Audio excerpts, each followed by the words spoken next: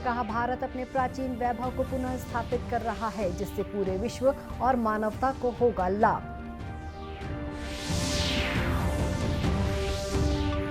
केंद्रीय सड़क परिवहन मंत्री ने भारत में flex fuel strong hybrid electric वाहनों की पहली प्रायोगिक परियोजना का किया शुभारंभ।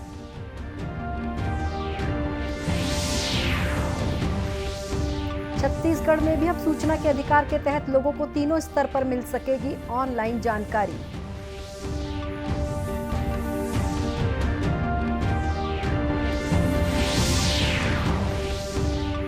और मां दंतेश्वरी की डोली तथा छत्र की विदाई के साथ विश्व प्रसिद्ध ऐतिहासिक बस्तर दशहरा पर्व का हुआ समापन।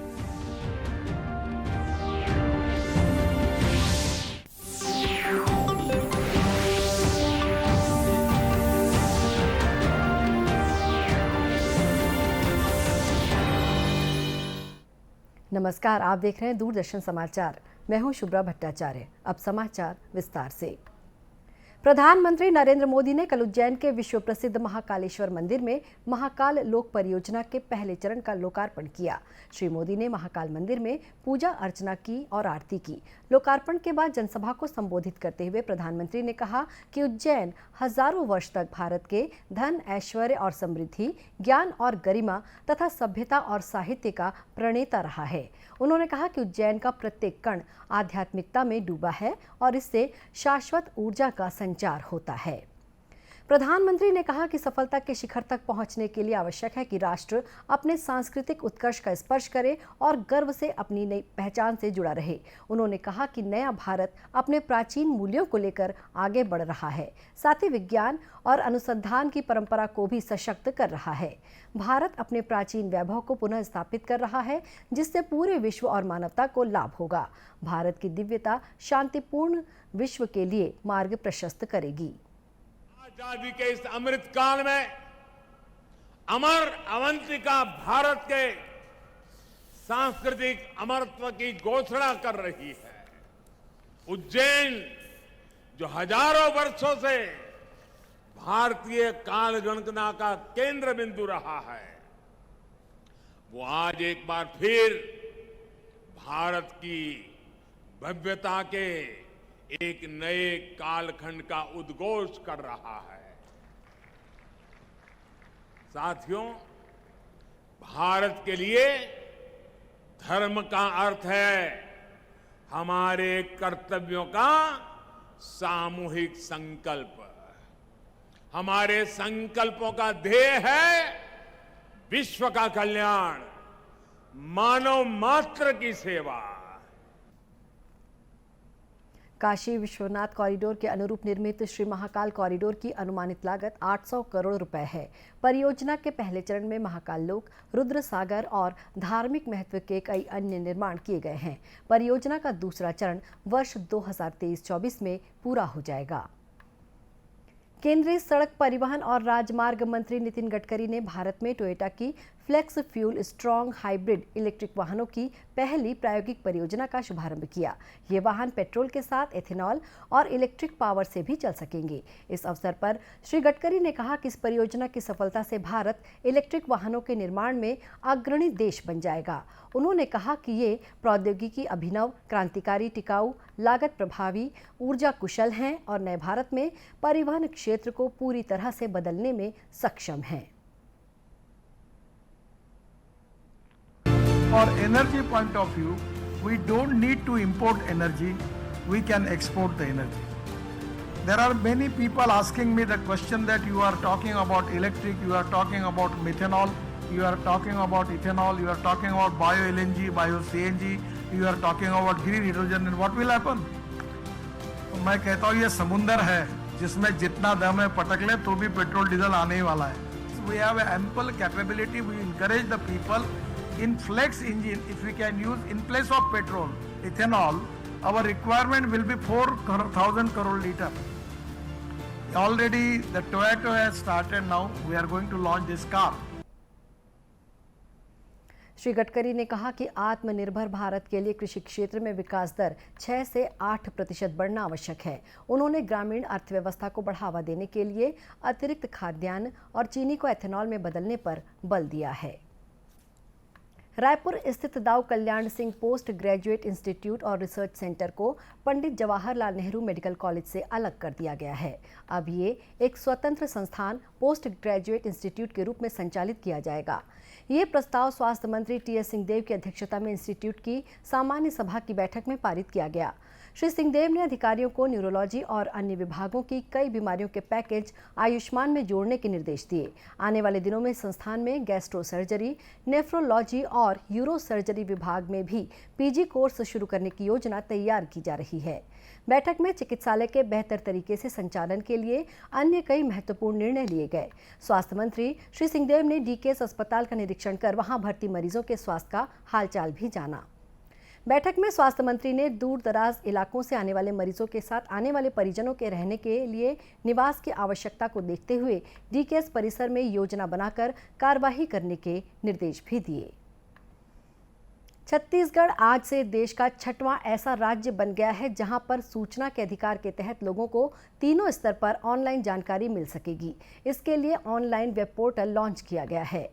इस वेबसाइट के माध्यम से आवेदक जन सूचना अधिकारी, प्रथम अपीलीय अधिकारी और आयोग के समक्ष द्वितीय अपील का आवेदन ऑनलाइन भेज सकेंगे। राज्य के मुख्य सूचना आयुक्त M.K. राउत ने बताया कि सुप्रीम कोर्ट द्वारा लीगल सेल बनाम भारत संघ और अन्य प्रकरण में छत्तीसगढ़ सरकार को भी नोटिस जारी किया गया था कि आवेदन के लिए ऑनलाइन पोर्टल तैयार करे। उन्होंने बताया कि राज्य के दूर दराज क्षेत्र के नागरिकों को इसका लाभ मिल सकेगा। आवेदक आवेदन ऑनलाइन अपलोड करने के साथ साथ ऑनलाइन शुल्क भी जमा करा सकते हैं। इससे आवेदकों को non judicial stamp, bank draft, postal order और मनी ऑर्डर करने की आवश्यकता नहीं होगी। साथ ही विभागीय कार्यालयों में स्वयं आकर आवेदन जमा करने या डाक के माध्यम से आवेदन भेजने की भी आवश्यकता नहीं होगी। राष्ट्रव्यापी टीकाकरण अभियान के तहत अब तक देश में 219 करोड़ से अधिक कोविड रोधी टीके लगाए जा चुके हैं। केंद्रीय स्वास्थ्य और परिवार कल्याण मंत्रालय ने कहा है कि पिछले 24 घंटों में 5 लाख से अधिक टीके लगाए गए। इसी अवधि के दौरान देश में कोविड के 2139 नए मामले सामने आए। इस समय 26,292 लोगों का इलाज चल रहा है। स्वस्थ होने की दर 98.76% है। पिछले 24 घंटों में कुल 3,208 रोगी संक्रमण से ठीक हुए हैं और इसके साथ ही ये संख्या 4,40,63,000 से अधिक हो गई है। देश में अब तक कुल 89,74,00,000 से अधिक कोविड नमूनों की जांच की जा चुकी है। इधर छत्तीसगढ़ में कोरोना की पॉजिटिविटी दर 1.68% रह गई है। राज्य में कल लिए गए 4,774 नमूनों में से 80 लोग कोरोना संक्रमित पाए गए हैं। इस दौरान संक्रमण से किसी की मृत्यु नहीं हुई है। राज्य के 16 जिलों में कल कोरोना संक्रमण के नए मामले मिले, जबकि शेष जिलों में संक्रमण की दर 0 रही। इस समय राज्य के 6 जिलों में कोविड का एक भी सक्रिय मरीज नहीं है। इस समय प्रदेश में 358 सक्रिय मामले हैं। मावली माता और मां दंतेश्वरी की डोली तथा छत्र की विदाई के साथ 75 दिनों तक चलने वाले ऐतिहासिक बस्तर दशहरा पर्व का समापन हो गया। ये पर्व पाट जात्रा विधान के साथ शुरू हुआ था। इसके बाद डेरी गड़ाई, काछन गाधी विधान, जोगी बिठाई सहित अनेक रस्में विधि विधान पूर्वक निभाई गईं। कल सबसे पहले मां दंतेश्वरी मंदिर के मुख्य द्वार के सामने मंच में माई जी की डोली और छत्र को पूर्व राज परिवार के सदस्य कमलचंद भंजदेव लेकर आए। बस्तर दशहरा में सबसे अंतिम रस्म के रूप में शामिल होने के लिए आई दंतेवाड़ा से मावली माता और मां दंतेश्वरी की डोली व छत्र की विदाई होती है, जिसे कल विधि विधान पूर्वक पूजा अर्चना कर पूरा किया गया। भजन कीर्तन और पारंपरिक वाद्य यंत्र बजाते हुए श्रद्धालु शहर के प्रमुख मार्गों से गुजरे।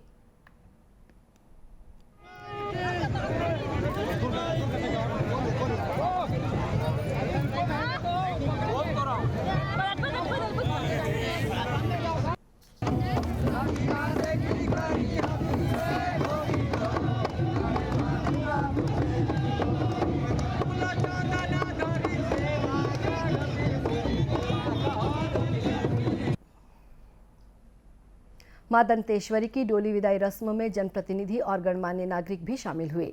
सांसद दीपक बैज ने कहा कि छत्र विदाई की परंपरा पूरी श्रद्धा और उल्लास के साथ निभाई जा रही है। हमारा बस्तर ऐतिहासिक दशहरा पर्व का 75वां दिन है, समापन का दिन है, आखिरी दिन है। आज मावली माता को, माई दंतेश्वरी मावली माता की डोली को ससम्मान हम विदा कर रहे हैं। दंतेश्वर मंदिर से जिया डेरा से ससम्मान हम दंतेवाड़ा विदा कर रहे हैं। तो निश्चित रूप से आज 75 दिन का दशहरा हमारा समापन की ओर है।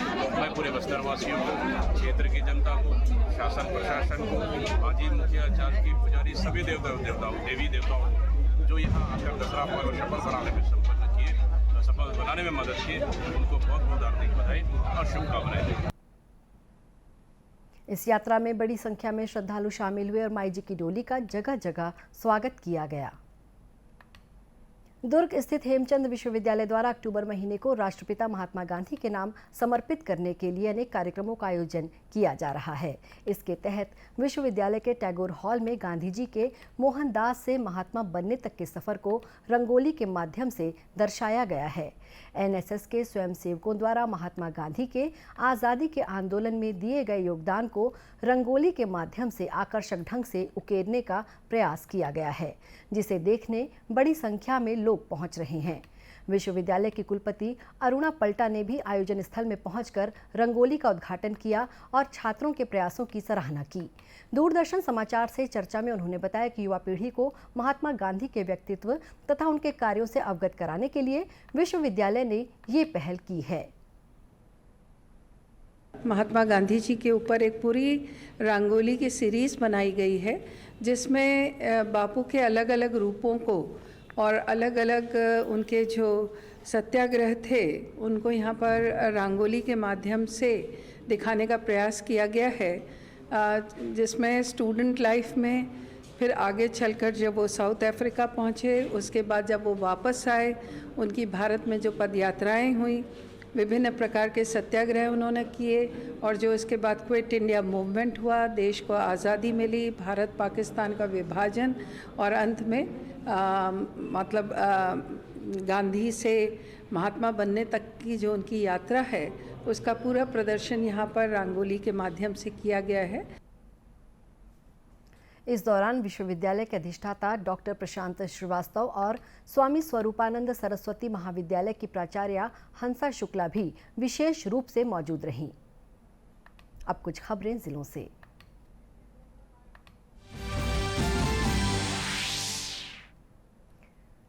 कांकेर जिले के अंतागढ़ स्थित रावघाट माइंस के कामों में तेजी लाने और लौह अयस्क में गुणवत्ता के लिए अत्याधुनिक मशीनें लगाई जा रही हैं। इसी कड़ी में 2 स्क्रैनिंग और एक क्रेशर मशीन की स्थापना की गई है। भिलाई इस्पात संयंत्र के सीजीएम समीर स्वरूप ने इन मशीनों का शुभारंभ किया। उन्होंने कहा कि माइंस में कार्य शुरू होने से स्थानीय लोगों को फायदा होगा और ये क्षेत्र विकास की ओर आगे बढ़ेगा।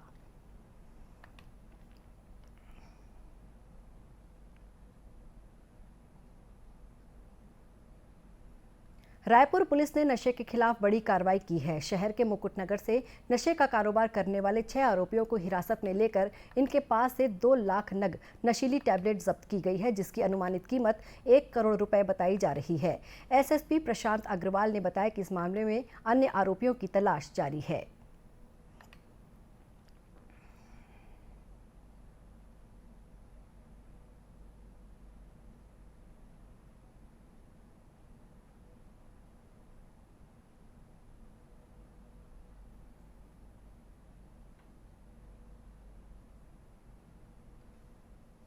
कोरिया जिले के ग्रामीण क्षेत्रों में टसर कृमि पालन योजना आजीविका का महत्वपूर्ण माध्यम बनकर उभर रही है। जिले में चालू वित्त वर्ष के दौरान इस कार्य से 9,178 रोजगार मानव दिवस का सृजन किया गया है, जिससे 147 हितग्राहियों को रोजगार का लाभ मिला है।